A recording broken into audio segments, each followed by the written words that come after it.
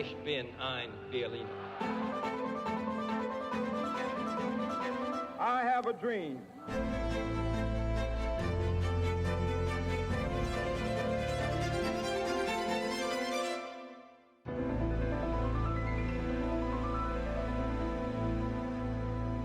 Olá, bem-vindos a mais um episódio de A História Repete-se, com Henrique Monteiro. Olá, Henrique. Olá, Lourenço. E comigo, Lourenço Pereira Coutinho. Hoje vamos falar sobre um momento simbólico transcendente da história universal. A queda de Constantinopla, capital do Império Bizantino, conquistada pelo sultão turco-otomano Maomé II, a 29 de maio de 1453, passam por estes dias 572 anos. Subscrever o Expresso é ter acesso à melhor informação, a uma vasta oferta de conteúdos exclusivos e à opinião de referência. Subscrever o Expresso é tornar-se membro do nosso clube, poder ser voz ativa de uma comunidade informada e beneficiar de vantagens exclusivas. Subscreva o Expresso em expresso.pt/digital. Expresso. Liberdade para pensar. Situada no Estreito do Bósforo, a antiga Bizâncio tornou-se capital do Império Romano em 330 d.C., a altura em que o imperador Constantino a rebatizou de Nova Roma. No entanto, a Nova Roma passou em pouco tempo a ser conhecida por Constantinopla. No seu apogeu, nos tempos do imperador Justiniano, no século VI d.C., Constantinopla contava com cerca de 500 000 de habitantes, sendo então a maior cidade do mundo. Por quase 1000 anos, as suas muralhas, cuja construção foi iniciada por ordem do próprio Constantino e completada no século V d.C., foram consideradas inexpugnáveis. Durante este tempo, resistiram a 22 cercos e assédios, montados, entre outros, por persas, germanos, eslavos, hunos e ávaros. Todos estes povos tentaram, pois, controlar uma cidade estratégica situada entre o Mar Negro e o Mar de Marmara, ponto de contacto entre Oriente e Ocidente, e uma urbe impactante, feita de edifícios como a Catedral de Santa Sofia, palácios, zonas comerciais, banhos públicos e um hipódromo. Durante o tempo medieval, Constantinopla e o Império Bizantino foram assim os grandes símbolos da permanência do legado romano. Aliás, os seus habitantes viram-se sempre como romanos e não como bizantinos, que é uma designação posterior, já da época do Renascimento. No Ocidente medieval, o que hoje chamamos de Império Bizantino era referido como Império Grego ou Império de Constantinopla, isto por contraste com os novos imperadores romanos do Ocidente, como foram Carlos Magno e depois os imperadores do Sacro Império. De facto, o peso da cultura helenística, que se acentuou a partir do século VII, quando o latim foi substituído pelo grego como língua oficial, marcava a diferença dos bizantinos para os cristãos ocidentais. A partir de finais do século XIV, quando o Império enfrentou o avanço dos otomanos e ficou reduzido a um território descontínuo e centrado em Constantinopla, muitos bizantinos fugiram para o Ocidente, sobretudo para Génova, Veneza e Florença, onde foram fundamentais para a redescoberta dos clássicos e o início do Renascimento. Mas o impacto da evolução da política de Bizâncio no Ocidente não se fica por aqui. A partir do século VII, os bizantinos constituíram, a Oriente, o principal núcleo de resistência ao avanço muçulmano para o espaço europeu. Também, durante séculos, mantiveram uma moeda de ouro estável que circulava por todo o Mediterrâneo.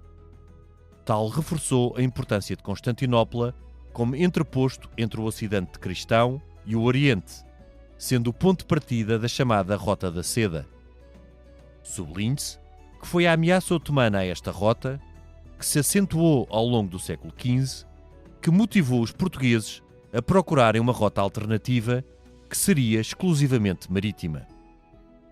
Antes de iniciarmos a conversa, tempo agora para um enquadramento breve da evolução do Império Bizantino e de Constantinopla, bem como do contexto que levou à sua conquista pelos otomanos. Como já referido, Constantinopla foi fundada no ano de 330 d.C., tendo as suas muralhas começado a ser construídas algumas décadas depois, durante o reinado do imperador Teodósio I. A partir do século V, e com a tomada de Roma pelos godos em 476 d.C., o Império Romano do Oriente, ou Império Bizantino, tornou-se no principal depositário do legado das civilizações clássicas.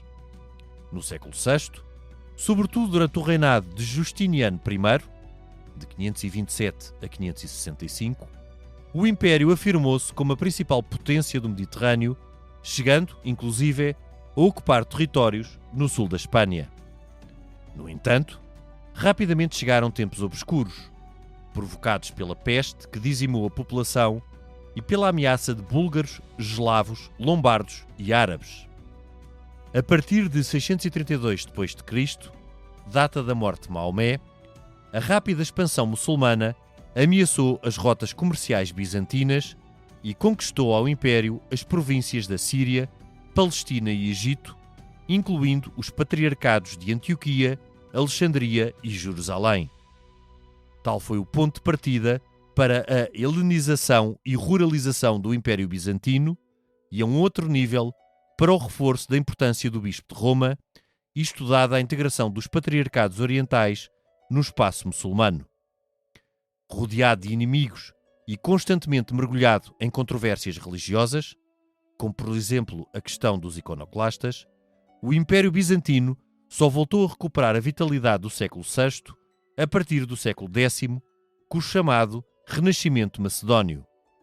Por esta altura, Bizâncio reconquistou o norte da Síria, Creta e Chipre e incorporou os eslavos, que ocupavam parte da zona balcânica. Em 1054, deu-se o cisma com os cristãos do Ocidente, a quem os bizantinos chamavam depreciativamente de francos, em alusão à sua origem bárbara. Tal não impediu que o imperador Aleixo I Comneno pedisse ajuda ao Ocidente para resistir à ameaça dos turcos seljúcidas e procurar reconquistar a Anatólia. Tal apelo esteve na origem da Primeira Cruzada, proclamada pelo Papa Urbano II em 1096.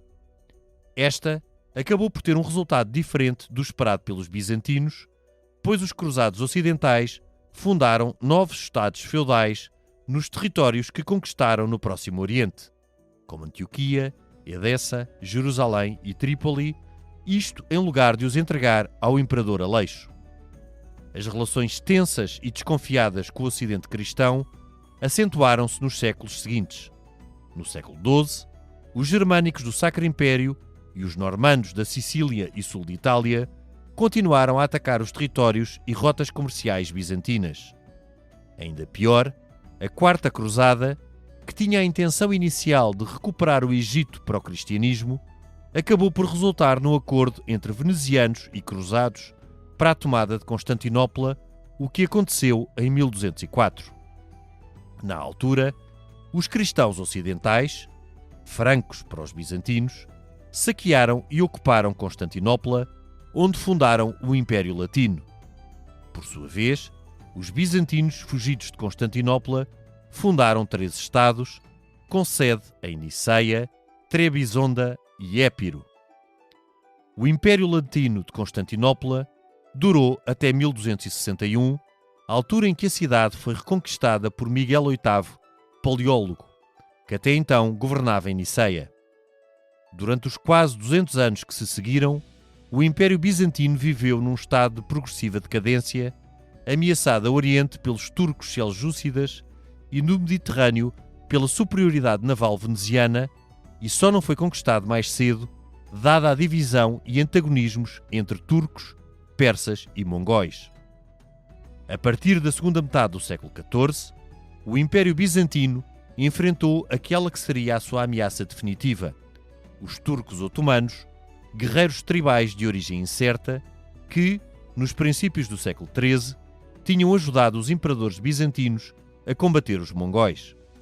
Já no século XIV, os turcos otomanos derrotaram os turcos seljúcidas e, em 1360, o sultão Monrad I tomou Adrianópola aos bizantinos, De seguida, os otomanos avançaram para os Balcãs, tomando Salónica em 1387, derrotando os sérvios no Kosovo em 1389 e impondo nova derrota aos cristãos em 1396.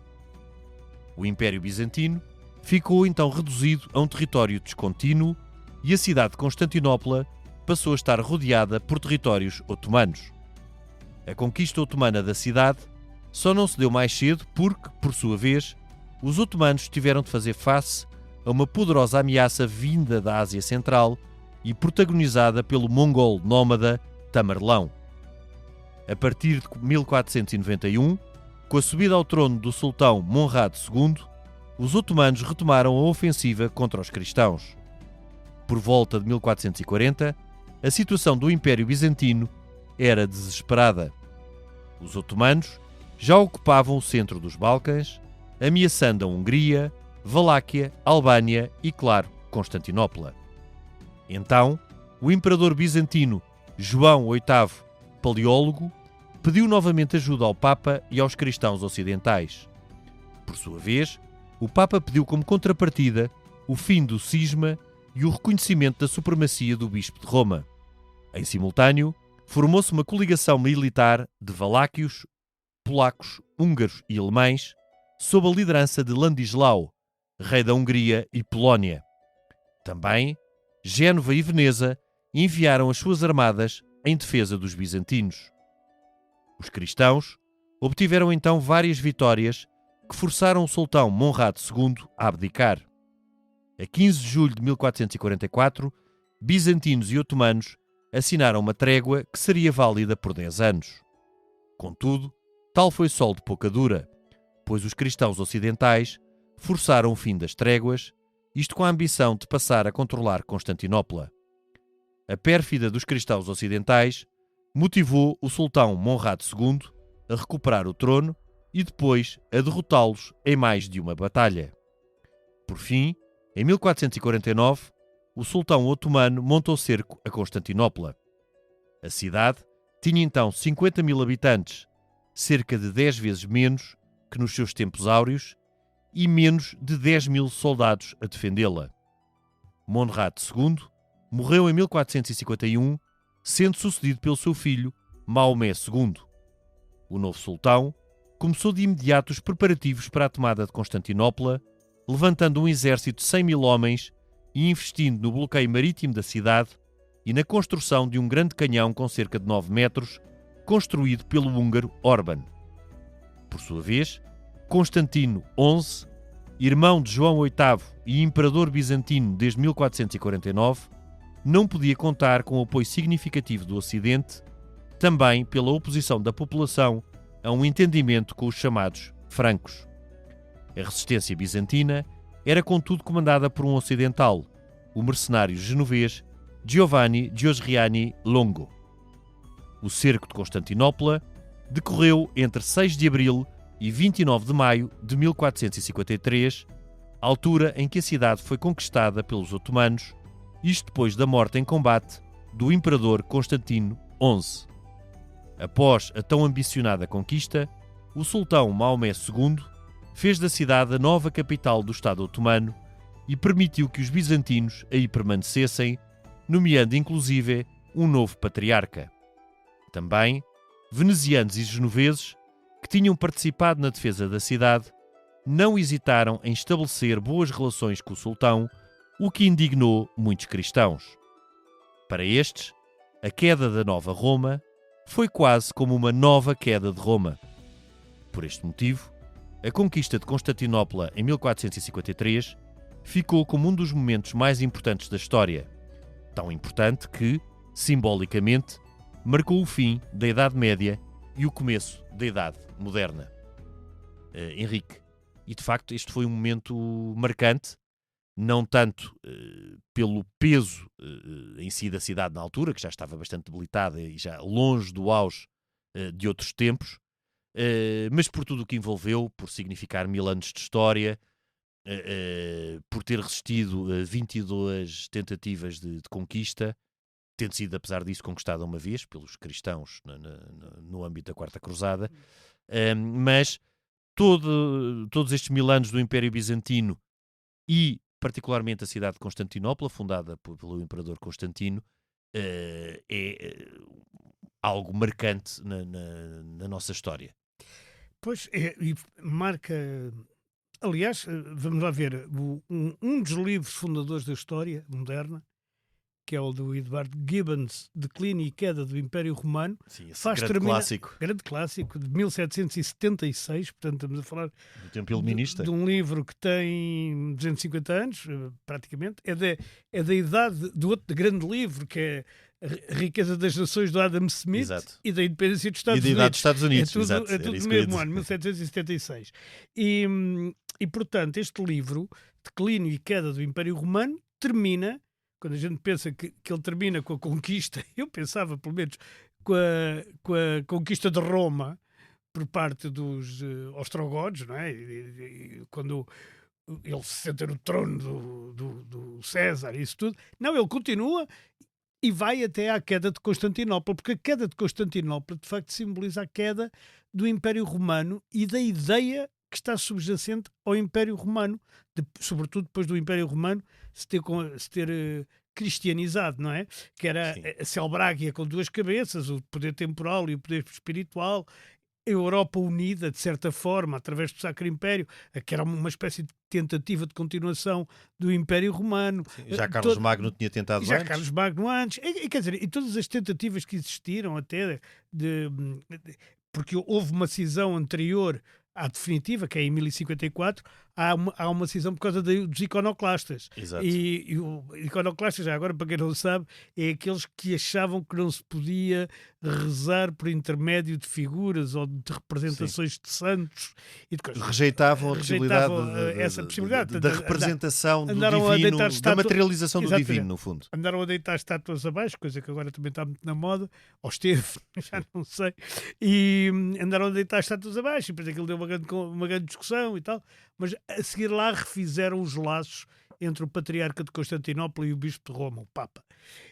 Mas a partir de 1054 isso fica definitivamente afastado. Henrique, só reforçando essa ideia, numa altura em que, como eu disse na introdução, os grandes patriarcados, ou pelo menos as grandes referências, eram Constantinopla e Roma, isto porque Jerusalém, Antioquia e Alexandria já estavam integradas, conquistadas. Estavam conquistadas pelos muçulmanos. Que também é bom não esquecer que os muçulmanos só começam a existir no século VIII.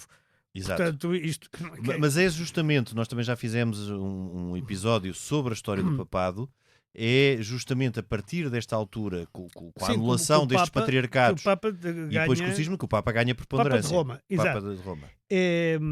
E, portanto, isto de facto é muito importante. Mas, claro, como tu sabes, também como eu, dividir a história por uma data é uma tarefa muito... Sim, é meramente uma referência. Uma referência. E eu coligi aqui várias coisas que podiam ter sido o fim da Idade Média e que também não eram más, digamos, como coisa. Por exemplo, a peste negra, que acaba em 1351. A partir de 1351, meados do século XIV, podia ser uma data. O fim da Guerra dos 100 Anos, por exemplo, no século XV. A invenção da imprensa, também no século XV, que é pouco antes da queda de Constantinopla. E com mais efeitos práticos. Exatamente. As grandes renovações, as grandes navegações, digo, portanto, portuguesas, espanholas, que são também, começam no século XV e têm, aliás, a descoberta da América no século XV ainda. 1492. Ou até já no século XVI a Reforma Protestante. Quer dizer, tudo isto e além do Renascimento. Não é o Ressurgimento. O Renascimento italiano. O movimento renascentista, que aliás começa em Itália, mas não é só a Itália depois.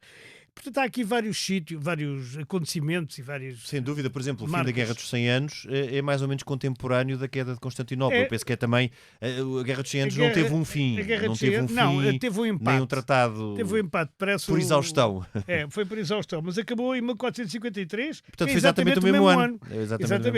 É exatamente o mesmo ano que a queda de Constantinopla. Agora, o que é interessante em Constantinopla, porque é que talvez os historiadores, sobretudo no século XIX, finais do século XIX e também já grande parte do século XX, quando se começou a tentar de colocar a história como uma coisa científica, então tinha que haver cadinhos, gavetas, Exato. etiquetas e coisas assim. Marcos muito precisos. Muito precisos, não é? Quando é que, quando É é o que positivismo também. Exatamente. Aqui Quando é que acaba a Idade Clássica? A Idade Clássica acaba com a queda de Roma, lá está. E depois há a Idade Média, que vai da queda de Roma à queda de Constantinopla. E depois a Idade Moderna, que vai até à Revolução Francesa. Estas coisas assim. Porquê é que eles escolhem, eventualmente, Constantinopla? A queda de Constantinopla? Porque a queda de Constantinopla traz novidades absolutamente revolucionárias, digamos, em matéria militar e em matéria de conquista. Desde logo o canhão que tu já atribuíste a Orban, acho que foi por maldade, porque a gente costumava dizer urbano. Sim. Mas ele sendo húngaro, ele era de origem era húngara. húngaro, eu sei, e era cristão, e tentou vender o canhão aos cristãos. Os cristãos não lhe ligaram nenhuma, como é costume, e o Maomé II, que Não se fez rogado. eu aprendi a chamar-lhe Mehmet II, mas o Maomé II não se fez rogado e comprou-lhe o canhão, comprou-lhe a ideia, não é? Porque ele foi construí-lo a seguir, e foi o tal urbano húngaro, que eu só devo dizer com toda a sinceridade que eu só agora é que associei o nome de urbano a Orban. É, Pois Orban claro é que urbano. Orban em magiar, em húngaro é urbano, mas enfim. Mas como eu sempre aprendi que o canhão era o canhão de Urbano, como as Sim. muralhas de Constantinopla eram as muralhas de Teodósio, embora tenham sido começadas pelo próprio Constantino, não é? Sim, sim, Mas sim. foram Sim, mas finalizadas, acabadas porque aquilo- depois o principal é acabadas pelo Teodósio. Sim, sim. E aquilo é um conjunto de muralhas, e é Sim, preciso ver Um conjunto Constantinopla, intricado, com Sim, dois anéis. ou três mesmo, em alguns sítios, e é preciso olhar para o mapa, pelo menos, que quem não foi a Constantinopla e não tem a oportunidade de ir, que agora se chama Istambul, não é? Exato. E tem lá um aeroporto que dizem que é o aeroporto mais moderno do mundo, que é da Turkish Airways, que aliás é uma boa companhia aérea. Passa publicidade. Passa mas- publicidade, também não me pagaram. Nem sei se alguma vez andei nela, tenho que pensar. Mas ouviste dizer que era. Ouvi dizer que era boa. Mas de qualquer modo, é preciso olhar para aquilo para perceber que Constantinopla só tem que ter uma muralha, digamos, porque o resto é mar. Exato. Ali onde se chama o Corno da África, o E- Corno da África, desculpa, o Corno Dourado, eu hoje estou para nomes, ótimo. O Corno Isso ainda é Dourado, que ressaca é ressaca de quê? De tudo. Eu tive Sábado, o campeonato do não, Sporting. isso é outra coisa, isso ganhámos. Agora, no domingo.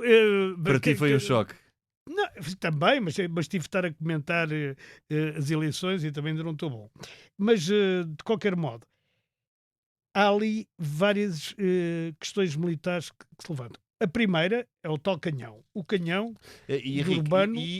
durante muito tempo, a Marinha Bizantina foi o seu principal trunfo, exatamente por isso, porque depois era preciso. Exatamente. E foi uma das coisas que depois este sultão que conquista finalmente Constantinopla se apercebe, é que para ter sucesso, que é o mesmo na altura, se alguém quisesse, se alguma força quisesse conquistar Lisboa, que para além do cerco terrestre teria que fazer um bloqueio marítimo, bloqueio marítimo. que foi o que Maomé II fez. Mas foi o primeiro bloqueio marítimo da história. Isso é que Ou é a seja, coisa houve mais 22 extraordinária. assédios e só depois Só de 22 ele é que fez assédios o bloqueio é que marítimo. ele se lembrou de fazer o bloqueio marítimo. Exatamente. E esse é o segundo momento. Mas só para ver a ideia do canhão. O canhão tinha 8 metros e tal, ou 9, porque as medidas não são transponíveis em absoluto.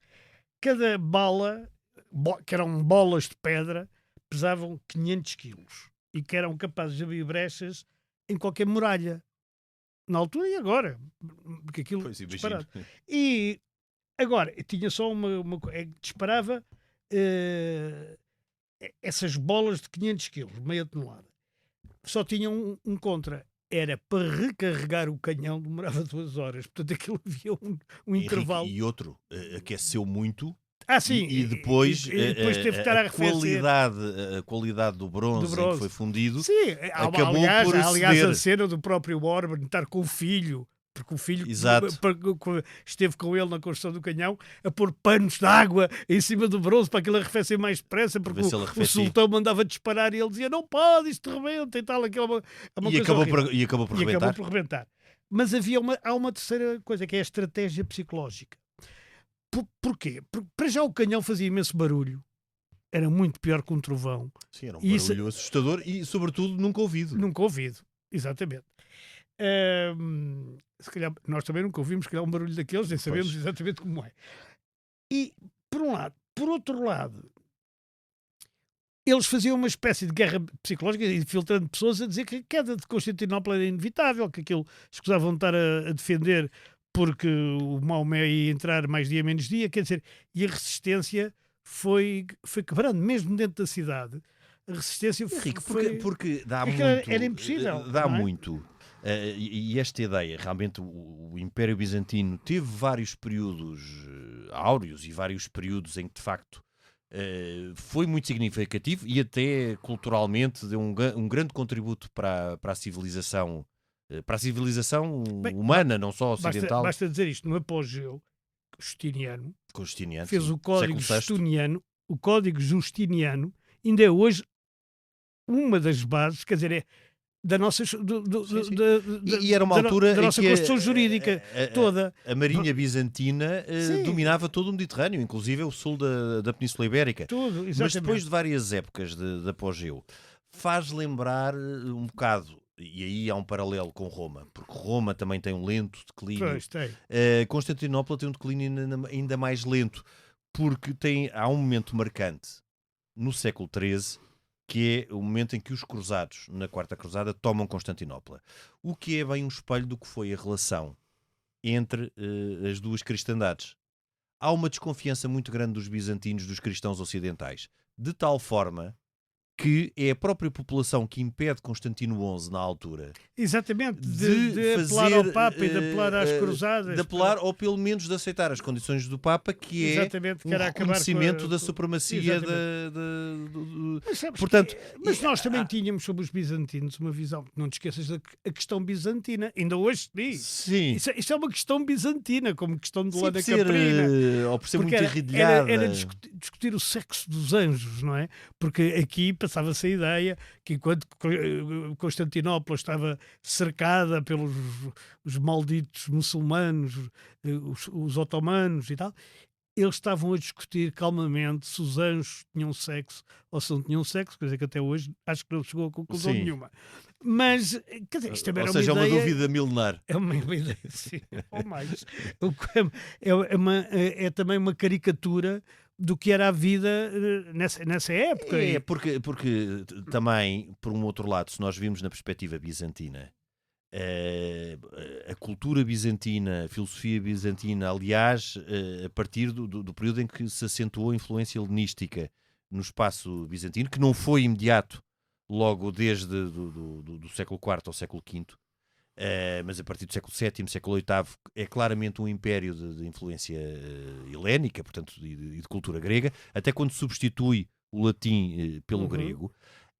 Obviamente que por contraste com o que era a Europa medieval, e com uma forma muito mais rude de abordar a vida e de abordar os factos, obviamente que os bizantinos faziam contraste. Mas os bizantinos também foram fundamentais para preservar o legado clássico, e inclusive o Renascimento seria impossível sem a passagem de bizantinos, de gregos, E a cristandade toda. e da cristandade toda. Mesmo o alfabeto que usam hoje os russos, ou os ucranianos, É cirílico, é cirílico, é de São Cirilo. porque foram parte- evangelizados por e que São Cirilo, que era bizantino. Partem vinha de Bizâncio. Bizâncio, não é? Exatamente. É São Cirilo e há um outro que era companheiro dele, que agora não me lembro como é que se chama. Mas Agora o não que me ficou lembro para a também. história era o São Sei que é Cirilo. século IX.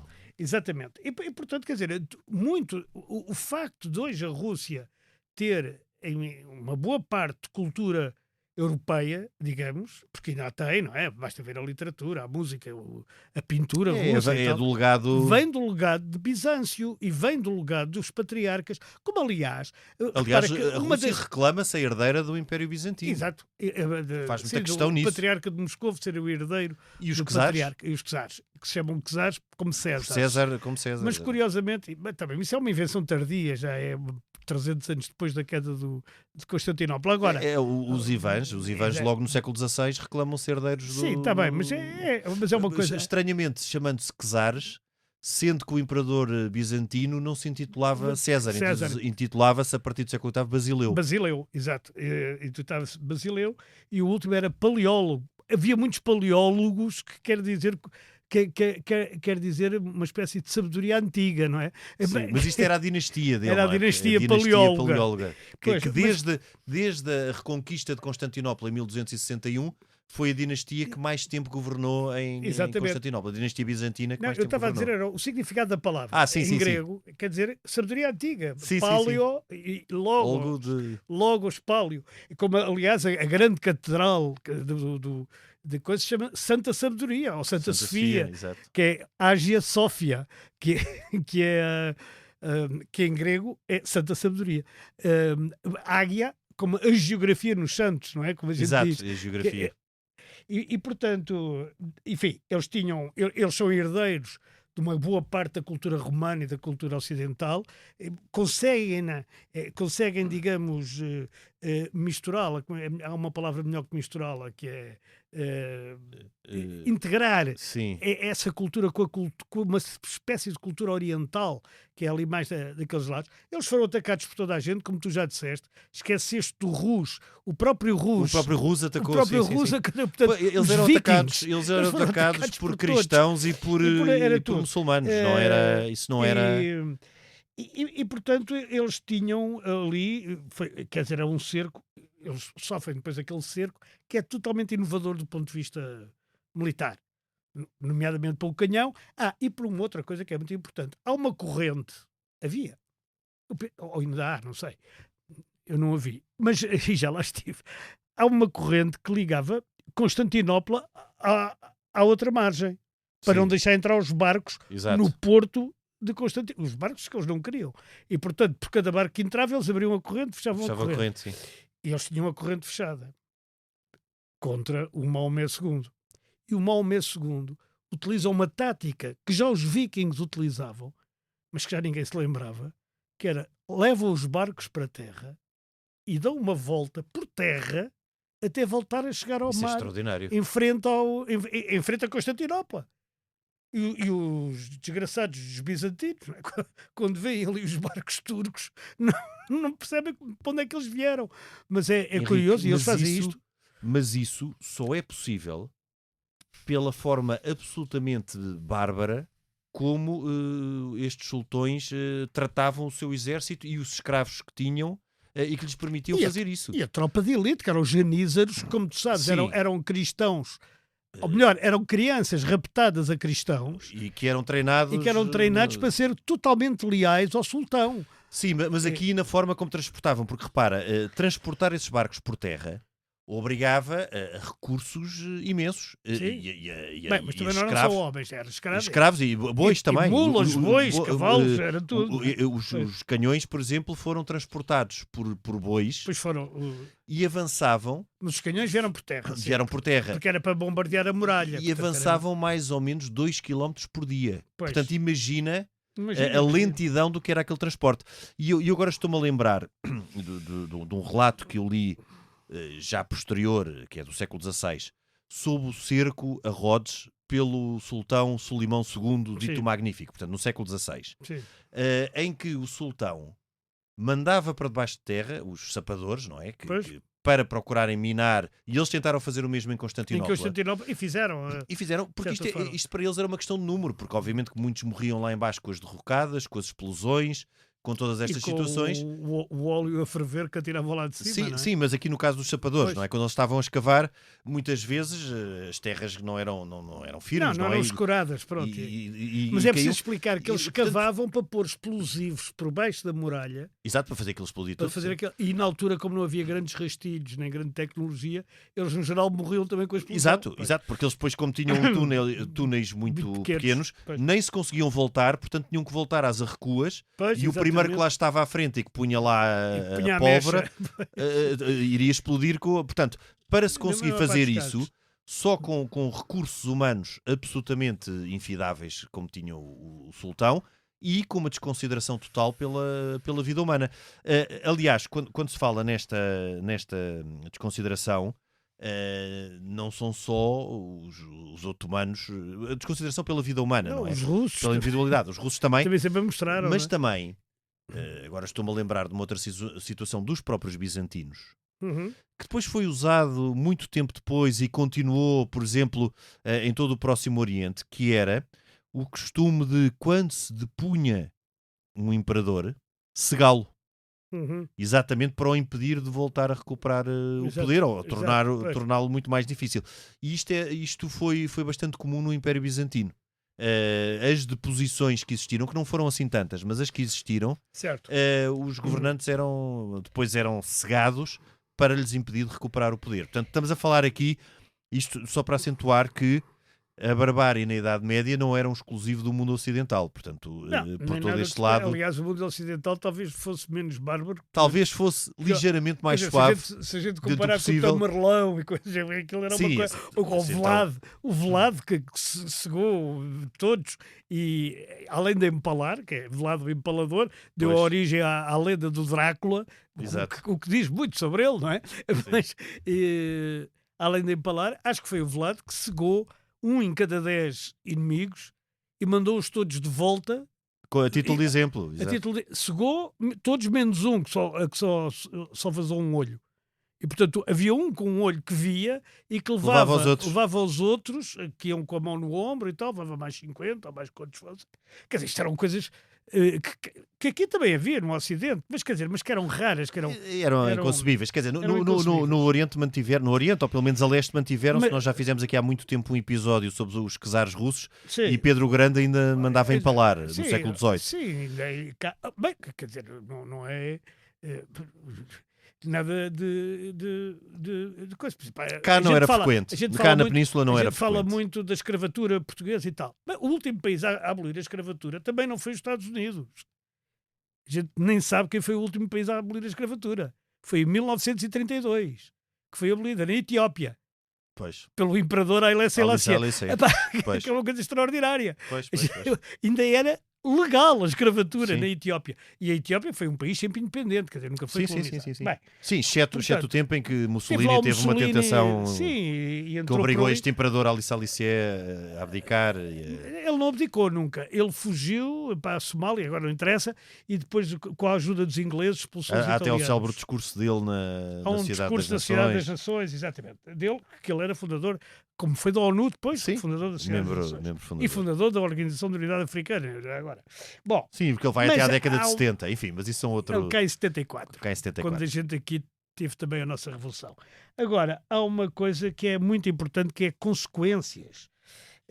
Por exemplo, é aqui que acaba a ideia da fortificação medieval.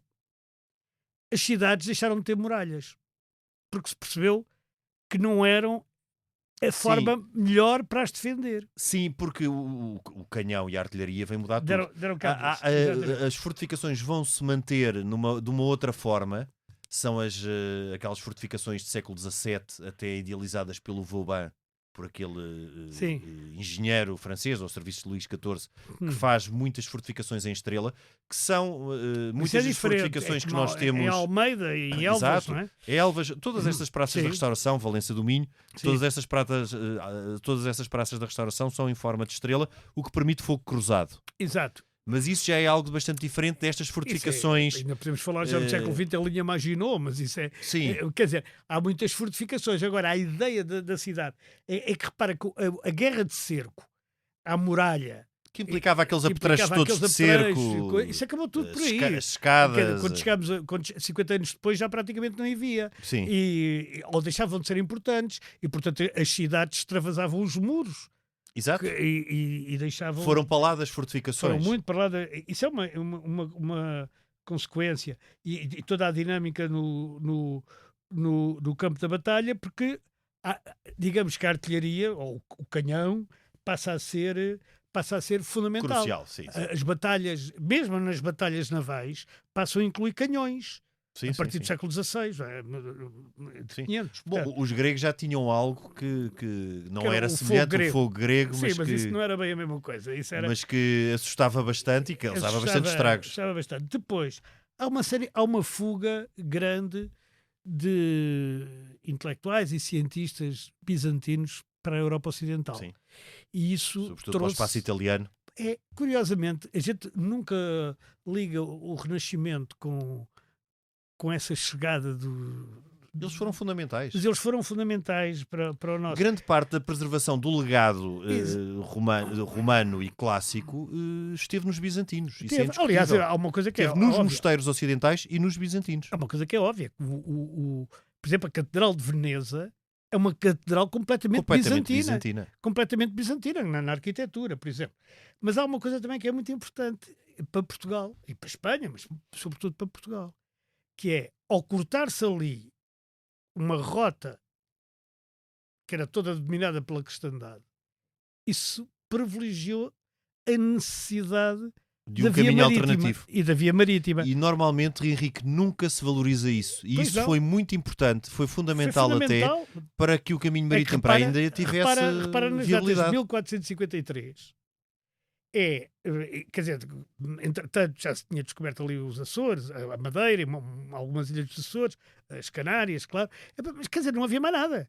Havia ali só navegação de cabotagem no norte da África, mais ou menos, e claro, no Mediterrâneo, mas aí até era dominado pelos bizantinos. Mas a partir de 1453, se a gente fizer de 53 a 92, que é a data em que se chega à Espanhola, como é que aquilo se chama agora, a República Dominicana, ou o que seja, passam 39 anos. Uhum. Não é uma eternidade, são 39 anos. O 25 de Abril foi há 51. Isso é só para ter a noção. Sim. E para a Índia passam, não 39, mas mais 6, 45, e 45 anos.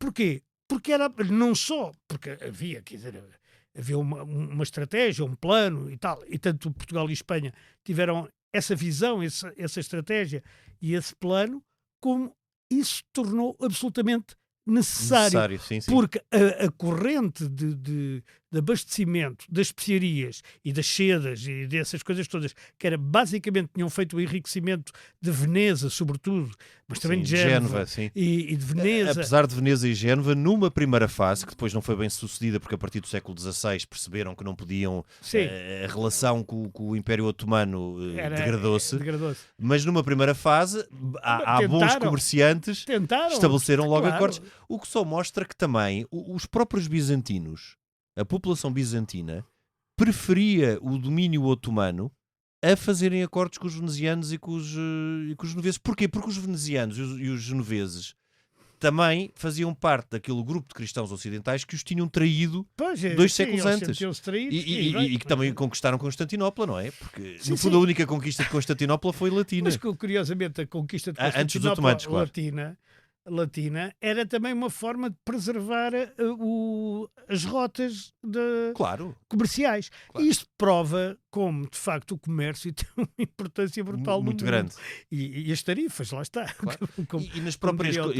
Na própria cruzada e na própria primeira cruzada que nós falámos. Portanto, todas estas cruzadas, é também interessante ver nesta perspectiva que também não se valoriza o apelo feito pelo Imperador Aleixo I na Primeira Cruzada para o apoio dos ocidentais e parte da Primeira Cruzada não parte só do Papa Urbano II, mas parte muito de um apelo do Imperador Bizantino.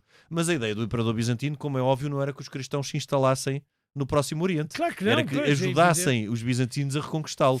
Portanto, eles desconfiavam sempre que, chamando os ocidentais... Nós fizemos reinos... Sim, senhorios feudais, Trípoli, Edessa, Jerusalém. Exato, e onde é Haifa, que se chamava, já não me lembro qual. Sim, eram os quatro reinos. Quatro reinos, quer dizer, que nunca foram entregues como senhorios feudais, o reino era de Jerusalém, depois os outros eram condados. Que nunca foram entregues ao Basileu, portanto, Portanto, eles na altura também achavam, nós chamamos os ocidentais vão ficar com Constantinopla. E provavelmente era o que fariam. Mas não sei se era capaz de não andar longe da verdade. Sim. Melhor ou pior para a história, mas enfim. O que é certo é que Constantinopla, depois de 1453, foi o centro do Império Otomano. O Império Otomano, que nos séculos seguintes foi uma grande potência na zona, No século XVI, claramente, Sim. não é? Dominando grande parte do Mediterrâneo Oriental.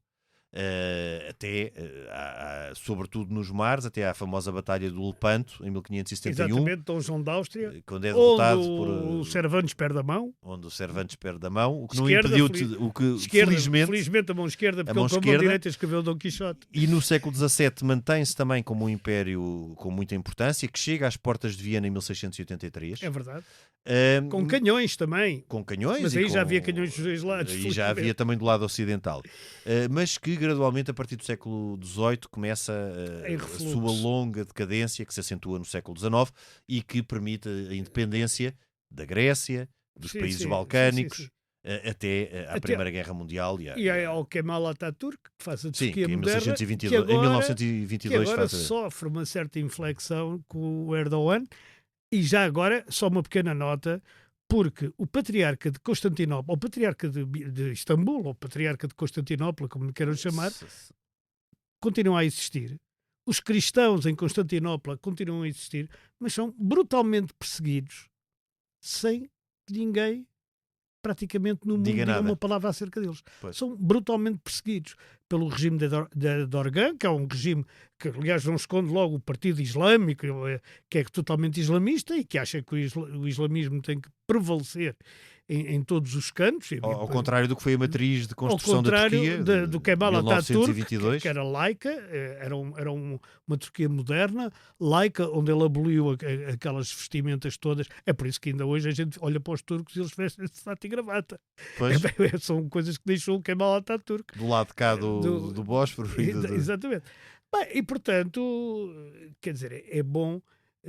Fica também, aqui esta nota, porque é bom de facto também não ver, se fala porque nisso. A gente fala sempre da perseguição a muitas religiões, mas parece que os cristãos não são perseguidos em lado nenhum. São bastante. São bastante. Como na Síria, enfim, mas isso agora já era outra história. Entrar noutra mas história. Aqui na Turquia... Um dia devemos fazer um episódio sobre os cristãos perseguidos no mundo.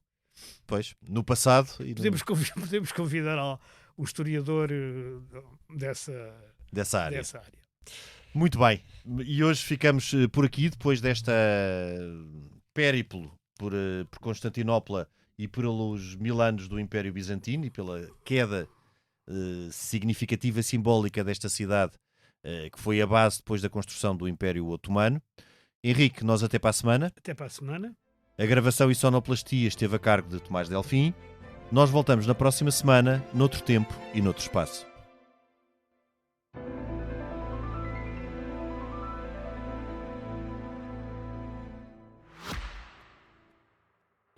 Subscrever o Expresso é ter acesso à melhor informação, a uma vasta oferta de conteúdos exclusivos e à opinião de referência. Subscrever o Expresso é tornar-se membro do nosso clube, poder ser voz ativa de uma comunidade informada e beneficiar de vantagens exclusivas. Subscreva o Expresso em expresso.pt/digital. Expresso. Liberdade para pensar.